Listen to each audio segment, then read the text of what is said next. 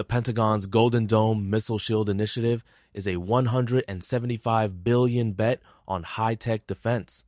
Dr. Evans, to start us off, how does this project echo the missile shield concepts of the Cold War era, and what's genuinely new this time? That's a great framing. The original SDI, or Star Wars, was largely conceptual, but today's Golden Dome leverages proven technologies like multi-layered interceptors and AI-powered radar across 34 active projects. The big leap is integration. Real-time network sensors enable rapid threat assessment, which was science fiction in the 1980s. Interesting. While technology has advanced, is the underlying strategic logic still rooted in deterrence? Or is the Pentagon envisioning a system that can actually neutralize large-scale missile salvos? It's a blend. While perfect interception remains elusive, think of the 60% success rates in recent Iron Dome trials. The Pentagon's aim is to complicate adversary planning. If Russia or China can't guarantee a strike, it shifts the calculus, even if some missiles get through. The goal is resilience, not invulnerability. Let's transition to the domestic impact. Such a massive investment must come at the expense of other priorities. How is this initiative reshaping the military-industrial landscape within the U.S.? It's already catalyzing a new era of defense contracts. Raytheon, Lockheed, and a host of AI startups are vying for billions. But critics argue it risks crowding out cyber and non-kinetic defense investments, potentially creating an arms race dynamic inside the U.S. budget itself. Building on that, the $175 price tag is staggering. Some argue this could strain U.S. fiscal priorities, especially with rising deficits. Dr. Evans, are there historical precedents for how such spending reshapes domestic and foreign policy? Absolutely. During the Reagan era, defense outlays surged, leading to both technological breakthroughs and ballooning debt. What's different today is the interconnectedness. Missile defense may crowd out funding for climate or healthcare, while also signaling an aggressive posture that could undermine arms control talks. So, could this escalate tensions rather than diffuse them? For instance, how might China or Russia interpret such a shift in U.S. capabilities and intent? Both see it as destabilizing. China's 2023 white paper explicitly linked U.S. missile defense to its own nuclear modernization. Russia, meanwhile, has accelerated hypersonic development, arguing that shields like Golden Dome threaten strategic parity. It's a classic security dilemma.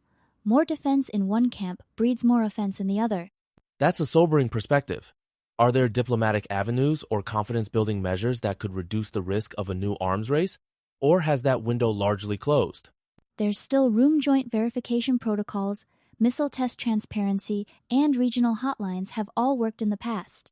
But they require political will, which is in short supply amid today's geopolitical rivalries. Without renewed dialogue, Golden Dome could end up accelerating the very threats it seeks to contain. Turning to the front lines in Ukraine, Russia's use of fiber optic drones from the Rubicon Center is reportedly complicating logistics for Ukrainian forces. Dr. Evans, how do these drones represent a paradigm shift in modern warfare? These drones are game changers. Unlike traditional drones, fiber optic models are immune to radio jamming, allowing them to relay live targeting data even in contested electromagnetic environments. That's forced Ukraine to rethink supply routes and cover, as drone-guided artillery becomes far more precise. That technical edge seems significant, but could this innovation backfire?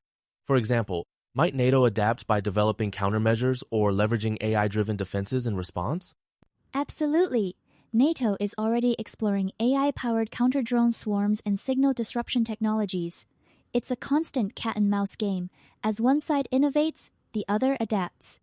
We're seeing the battlefield become an ecosystem of rapid technological evolution, not unlike cyber warfare's perpetual escalation.